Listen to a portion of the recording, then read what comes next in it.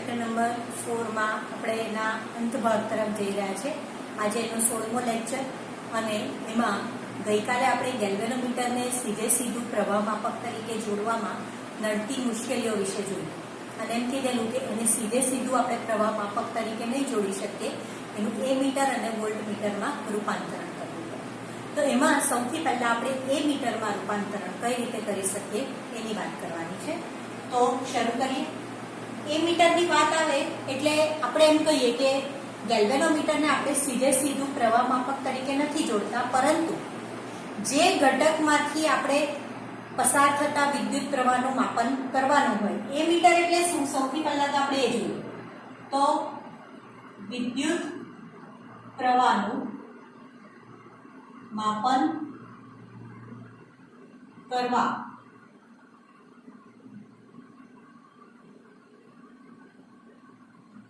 માટેનું ઉપકરણ, બરાબર। વિદ્યુત પ્રવાહ માપવો હોય તો એના માટે આપણને એ મીટરની જરૂર પડે।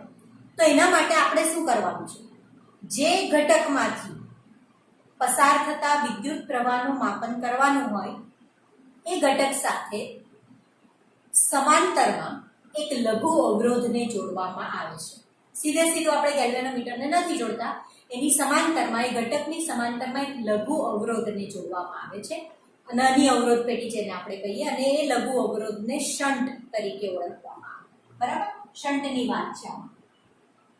તો જે ઘટકમાંથી વિદ્યુત પ્રવાહ વહેતો હોય તેનું માપન કરવું હોય તો જે ઘટકમાંથી આપણે વિદ્યુત પ્રવાહ વહેતો હોય એનું માપન કરવું હોય તો તેની સાથે સમાંતરમાં એક લઘુ અવરોધ જોડવામાં આવે છે, એને શન્ટ તરીકે ઓળખવામાં આવે છે, બરાબર। સમાંતરમાં આપણે જોડીએ ને શન્ટ કહેવાય। એટલે શું થાય કે શન્ટના અવરોધનું મૂલ્ય, દાખલા તરીકે શન્ટનો અવરોધ S છે, તો શન્ટના અવરોધનું મૂલ્ય ગેલ્વેનોમીટર કરતા ખૂબ જ નાનું હોવાથી, લઘુ અવરોધ શન્ટ, બરાબર, અને શન્ટનો અવરોધ S છે, તો શન્ટનું અવરોધનું મૂલ્ય, કારણ કે લઘુ અવરોધ છે, ગેલ્વેનોમીટરના લઘુ અવરોધના મૂલ્ય કરતા ખૂબ નાનું હોવાથી મોટા ભાગનો વિદ્યુત પ્રવાહ જે છે એ તેમાંથી પસાર થઈ જાય છે, S માંથી પસાર થાય, અને એને કારણે ગેલ્વેનોમીટરને નુકસાન થતું અટકે છે। ગેલ્વેનોમીટરમાંથી વિદ્યુત પ્રવાહ પસાર નહીં થાય, મોટા ભાગનો વિદ્યુત પ્રવાહ શન્ટ S માંથી પસાર થઈ જશે, બરાબર। અને S માંથી પસાર થઈ જાય એટલે શન્ટ જોડ્યા પછી પ્રવાહ માપકનો અવરોધ પણ ખૂબ નાનો થઈ જાય અને પરિણામે બંને મુશ્કેલીઓનું નિવારણ થઈ જાય છે, બરાબર। પ્રવાહ માપકનો અવરોધ પણ ખૂબ નાનો થઈ જાય એટલે શું થાય કે પેલો વધારે પડતો વિદ્યુત પ્રવાહ ગેલ્વેનોમીટરમાંથી પસાર થાય નહીં અને ગેલ્વેનોમીટરને નુકસાન થતું અટકે છે, બરાબર। હવે આપણે યોગ્ય શન્ટ જોડ્યા પછી બનતા સાધનમાંથી આપણે પ્રવાહ માપકને તૈયાર કરવાનું છે, બરાબર। એમ એ મીટરને આપણે તૈયાર કરવાનું છે શન્ટની મદદથી। તો એના માટે આપણે શન્ટનું સૂત્ર સૌથી પહેલા શોધીશું, બરાબર, કે કેટલા મૂલ્યનો શન્ટ જે છે એ જોડવામાં આવે છે। તો આપણે ધારો કે G અવરોધવાળા અને Ig જેટલી પ્રવાહ ક્ષમતા ધરાવતા ગેલ્વેનોમીટરને લીધું છે, બરાબર। ગેલ્વેનોમીટરનો અવરોધ કેટલો છે, G, અને એની પ્રવાહ ક્ષમતા Ig છે, ધરાવતા ગેલ્વેનોમીટરને લીધું છે અને તેનું I જેટલો વિદ્યુત પ્રવાહ ધરાવતા એ મીટરમાં રૂપાંતરણ કરવું છે,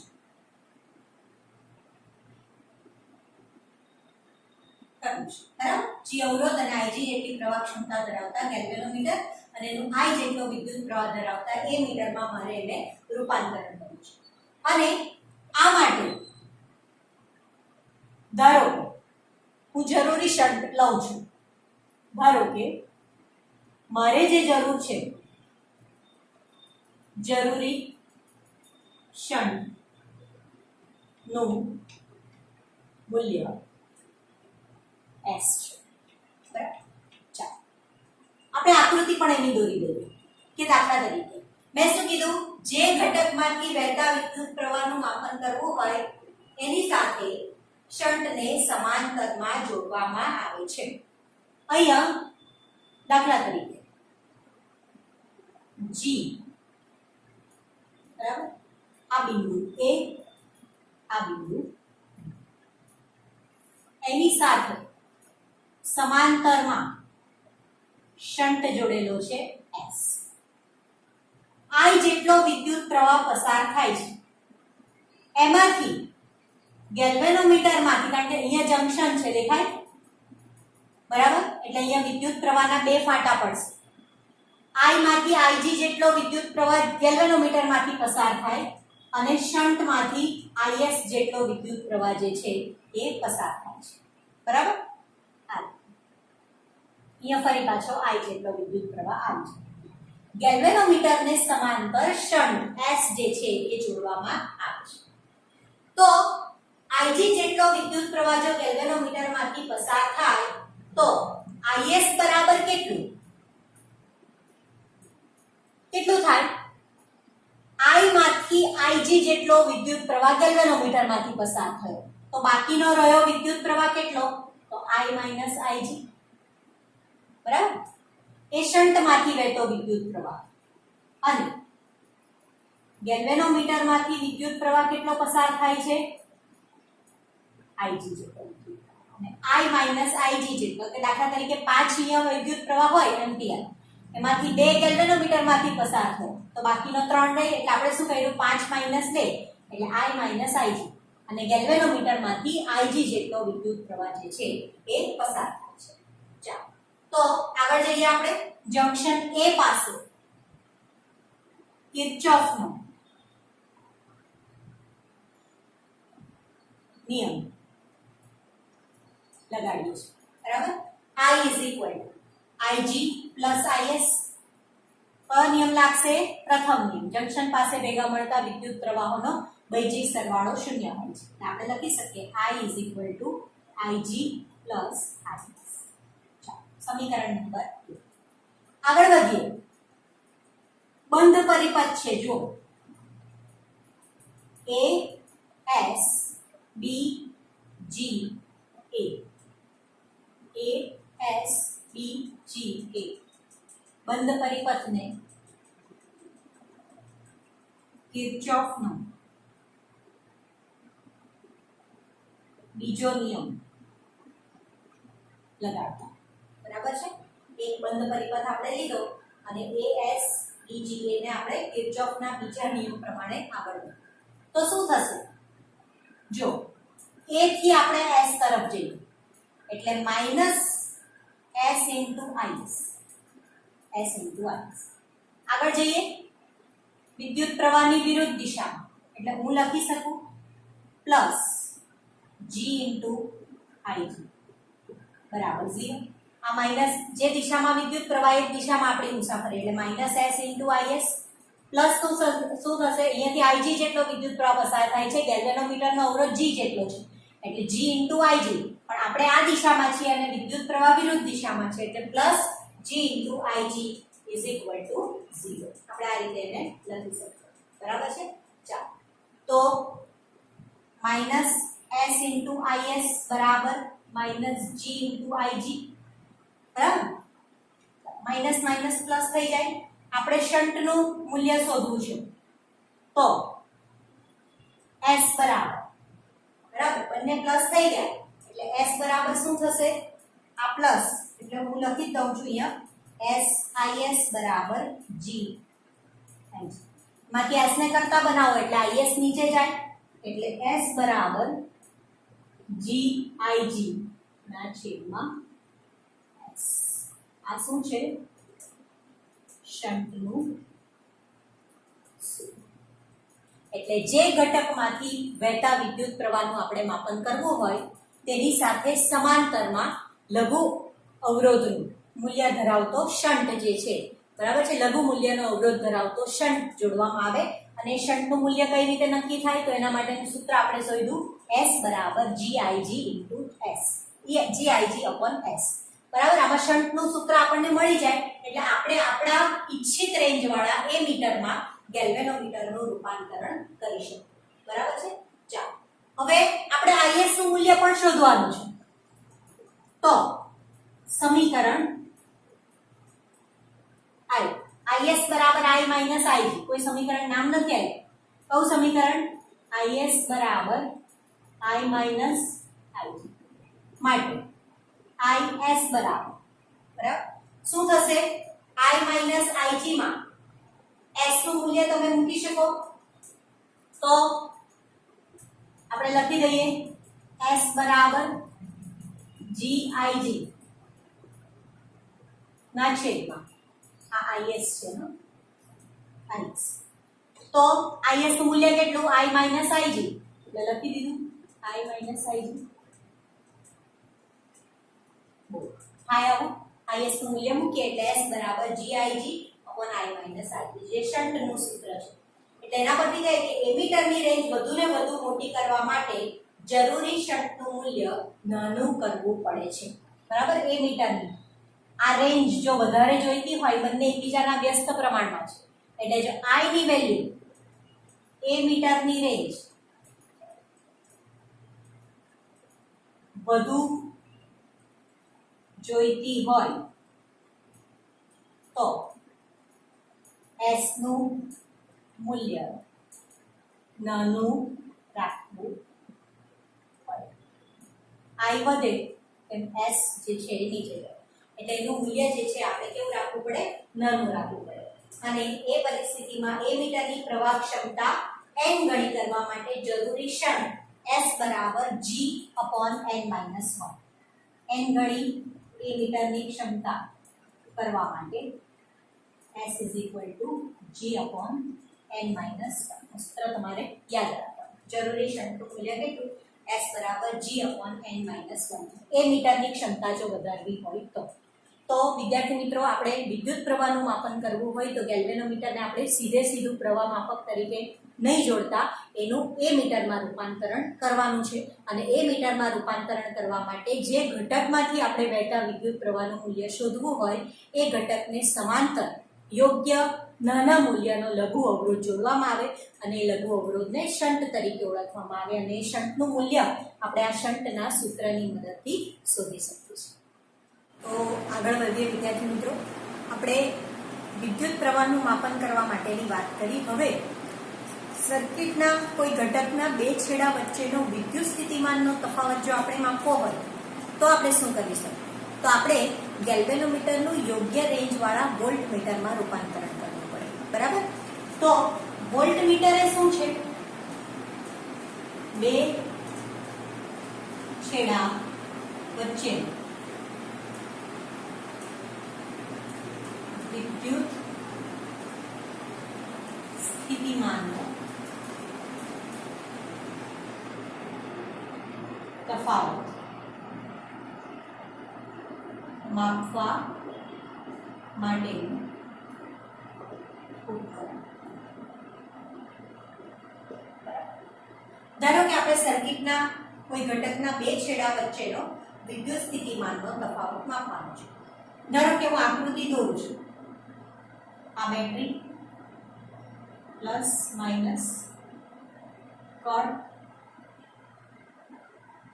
એની સાથે પરિપથનો બાહ્ય અવરોધ R1, બીજો એક અવરોધ મૂકેલો છે R. એના બે છેડા વચ્ચેનો મારે વિદ્યુત સ્થિતિમાનનો તફાવત માપવો છે. બરાબર. અવરોધ R ના બે છેડા વચ્ચેનો મારે વિદ્યુત સ્થિતિમાનનો તફાવત જે છે એ માપવો છે. I જેટલો વિદ્યુત પ્રવાહ પસાર થાય છે એટલે અવરોધના બે છેડા વચ્ચેનો વિદ્યુત સ્થિતિમાનનો તફાવત કેટલો? ઓહ્મના નિયમ મુજબ V = I. બરાબર. અને આ માટે વોલ્ટમીટર તરીકે આપણે G અવરોધ અને Ig પ્રવાહ ક્ષમતા વાળું ગેલ્વેનોમીટર લઈએ છીએ. પહેલા જેવી રીતે એ મીટરમાં લખેલું એવી રીતે કે G અવરોધ અને Ig જેટલી પ્રવાહ ક્ષમતા ધરાવતું ગેલ્વેનોમીટરને આપણે લઈએ છીએ.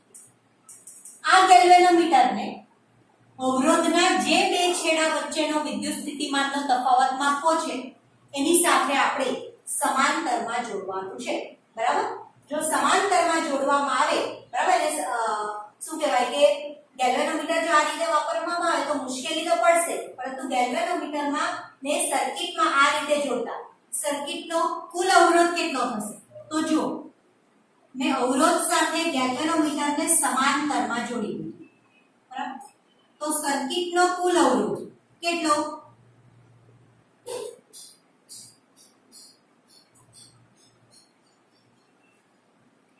બરાબર, આપણે એને નામ આપી દઈએ R ડેશ. જો એક તો આ અવરોધ એટલે R1 વત્તા R અને G, R એ આ અવરોધનો અવરોધ અને G એ ગેલ્વેનોમીટરનો અવરોધ. પાછા બંને કેવા છે? એકબીજા સાથે સમાંતરમાં છે. એટલે સમાંતર જોડાણમાં છે એનો સમતુલ્ય અવરોધ કેટલો થાય? 1/R વત્તા 1/G. બરાબર? 1/R ડેશ બરાબર. તો હું લખી શકું Rg ના છેદમાં R plus G. આ બંનેનો સમતુલ્ય અવરોધ આપણે સમાંતર જોડાણ ભણી ગયા ત્રીજા ચેપ્ટરમાં. કુલ અવરોધ કેટલો થાય? તો સમતુલ્ય અવરોધ સમાંતર જોડાણ જો હોય બે અવરોધો તો સમતુલ્ય અવરોધ Rg/R plus G જેટલો થાય. એટલે R ડેશ બરાબર R1 plus Rg ના છેદમાં R plus G જેટલો થાય છે. એટલે એનો અર્થ એ કે ગેલ્વેનોમીટરને આપણે સર્કિટમાં જોડ્યું તો એના પછી અવરોધ બદલાઈ જતા R માંથી વિદ્યુત પ્રવાહ પણ પસાર થાય છે, એનું મૂલ્ય પણ બદલાઈ જાય છે અને અવરોધના બે છેડા વચ્ચેનો વિદ્યુત સ્થિતિમાનનો તફાવત પણ બદલાઈ જાય. કારણ કે અવરોધ જ મેઈન બદલાઈ ગયો તો વિદ્યુત પ્રવાહ પણ બદલાઈ જવાનો. વિદ્યુત પ્રવાહ બદલાય એટલે બે છેડા વચ્ચેનો વિદ્યુત સ્થિતિમાનનો તફાવત પણ શું થઈ જાય છે? બદલાઈ જાય છે. હવે જો એમ લઈએ કે G નું મૂલ્ય ખૂબ મોટું હોય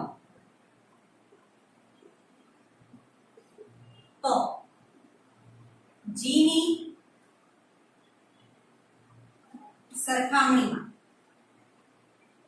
R ને અવગણતા, બરાબર, R ને આપણે અવગણી નાખીએ તો શું થશે? R ડેશ બરાબર, ફરી પાછું આપણું સૂત્ર લઈએ, R ડેશ બરાબર R1 પ્લસ Rg ના છેદમાં R પ્લસ G. બરાબર? G નું મૂલ્ય ખૂબ મોટું છે એટલે G ની સરખામણીમાં આપણે R ને અવગણવાનું છે એટલે અહીંયાથી R ને કાઢી નાખશું. તો R ડેશ બરાબર R1 પ્લસ Rg ના છેદમાં G. R ને અવગણે એટલે R કાઢી નાખીએ.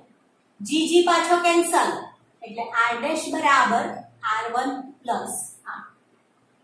તો એના પરથી આપણને દેખાય છે કે તેથી એમ કહી શકાય, બરાબર, કે અવરોધનું મૂલ્ય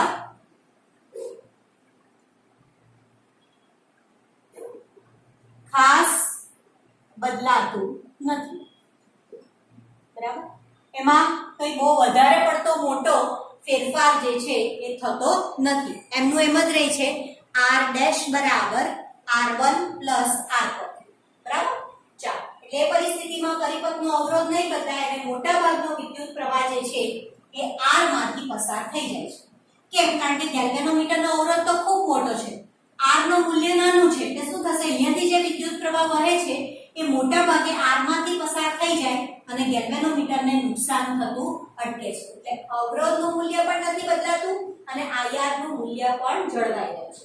તો એનો અર્થ એ કે વિદ્યુત સ્થિતિમાનનો તફાવતનું માપન કરતા ઉપકરણનો અવરોધ આપણે શક્ય એટલો મોટો લેવો પડે. તેથી વોલ્ટમીટરમાં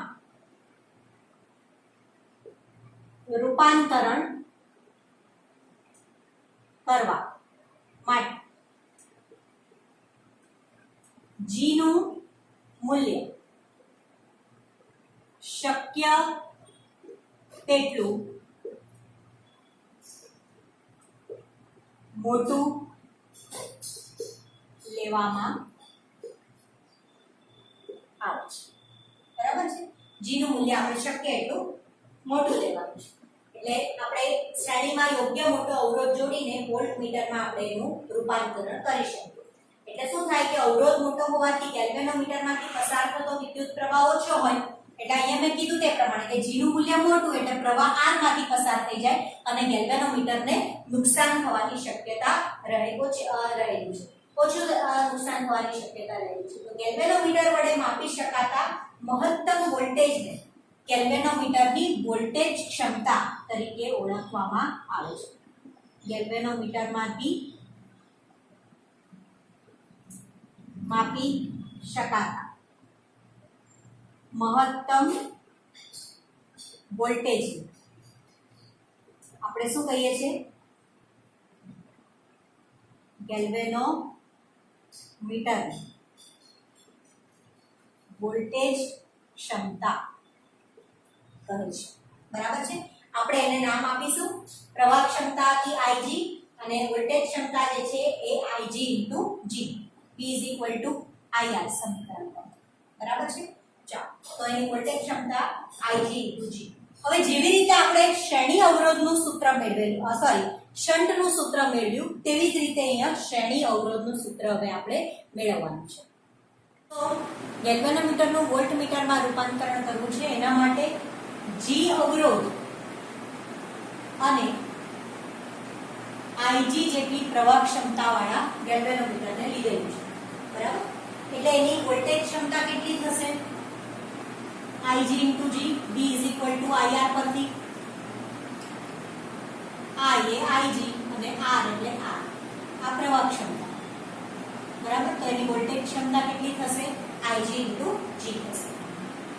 ચાલો, હવે આગળ આ ગેલ્વેનોમીટરને 20 વોલ્ટ જેટલો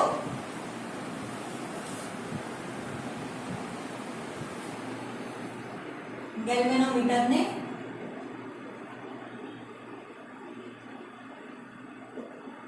20 વોલ્ટ જેટલો વિદ્યુત સ્થિતિમાનનો તફાવત ધરાવતા, તફાવત માપી શકે તેવા વોલ્ટમીટરમાં મારે ફેરવવો છે અને એને માટે જરૂરી શ્રેણી અવરોધનું મૂલ્ય 20 વોલ્ટ જેટલું વિદ્યુત સ્થિતિમાનનો તફાવત માપે તેવું વોલ્ટમીટરમાં આપણે એને ફેરવવું છે અને તેના માટે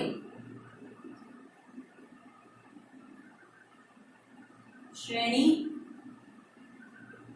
અવરોધનું સૂત્ર દર RS. પહેલામાં આપણે શન્ટ લીધેલો, અહીંયા શ્રેણી અવરોધ જે છે શું લઈએ છે? RS. હવે A અને B વચ્ચે આપણે વિદ્યુત સ્થિતિમાનનો તફાવત B લઈએ છીએ. બે છેડા લીધેલા છે, બરાબર. પહેલા જે છે એ ગેલ્વેનોમીટર G મૂકેલું છે R અને એની સાથે શ્રેણીમાં શ્રેણી અવરોધ RS મૂકેલું છે. એટલે અહીંયાથી પસાર થતો વિદ્યુત પ્રવાહ Ig, બરાબર. અને A અને B ના છેડા વચ્ચેનો વિદ્યુત સ્થિતિમાનનો તફાવત કેટલો છે? V જેટલો છે. શ્રેણી અવરોધનું સૂત્ર RS છે.